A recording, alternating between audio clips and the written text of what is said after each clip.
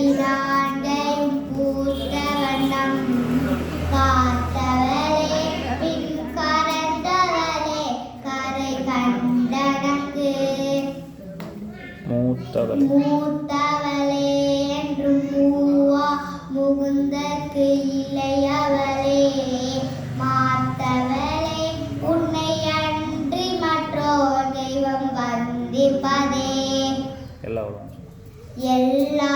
உலகம் ஆனாய் நீயே